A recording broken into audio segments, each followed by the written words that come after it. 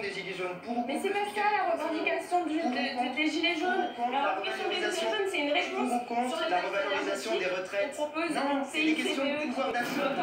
Mais oui, c'est une question de pouvoir d'achat. S'il vous plaît, messieurs, dames, on va refaire un point sur la situation, sur ce qui se passe sous nos yeux, place de l'Étoile à Paris. Ces images, toujours en direct, s'il vous plaît, Madame Siri.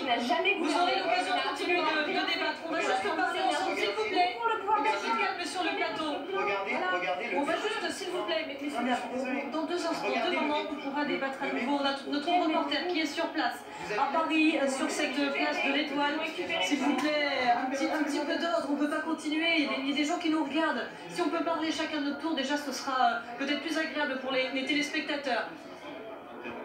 Alors, place de l'Étoile, toujours ces images en direct sur une avenue adjacente. Nous sommes avenue de la Grande Armée, où se trouve par ailleurs Özlem Ünal, notre reporter qui est sur place avec Pierre Collet qui va nous faire un point dans quelques instants sur cette situation extrêmement délicate et toujours ces mêmes images. L'Arc de Triomphe embué par les gaz lacrymogènes. Et ce chiffre, nous en sommes à 81 interpellations. Fanny Veil, vous êtes avec Camille Roudet, aux côtés d'un gilet jaune. Racontez-nous ce que vous voyez, puis dites-nous également peut-être pourquoi ce gilet jaune continue d'être sur place malgré les heurts.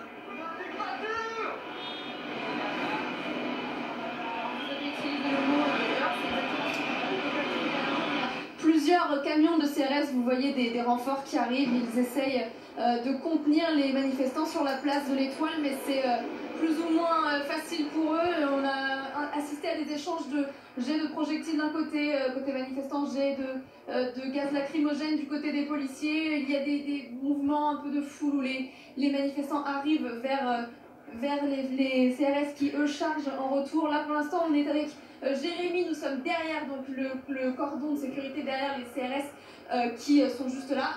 Racontez-nous pourquoi vous êtes là. Moi je suis là parce que je pense qu'on a tous un idéal dans la vie. Vous avez l'idéal d'être de super journaliste, de faire un super métier.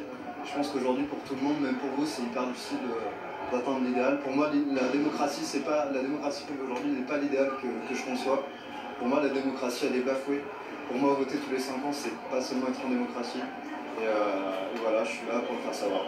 Et vous êtes là malgré les heures, malgré les débordements, ça ne fait pas peur, vous n'avez pas envie d'aller bouger, d'aller ailleurs? Ça me fait chier parce que j'aimerais bien que ça se passe calmement, que ça se passe posément, mais moi je viens juste d'arriver, je sais pas ce qui s'est passé. Je sais pas s'il y a des cons qui ont balancé des trucs sur les CRS, et s'il y en a qui ont répliqué, donc je sais pas du tout ce qui s'est passé. Et moi je viens là sereinement, posément, pour montrer que on est nombreux et faire savoir de manière humble et sereine que les Français sont là et qu'on a des désaccords, qu'on aimerait bien être entendus et que même parfois être entendu c'est pas suffisant. Merci beaucoup Jérémy, vous l'entendez donc, les manifestants qui pour certains sont pacifistes, pour d'autres sont plus déterminés à aller à l'affrontement avec le CRS.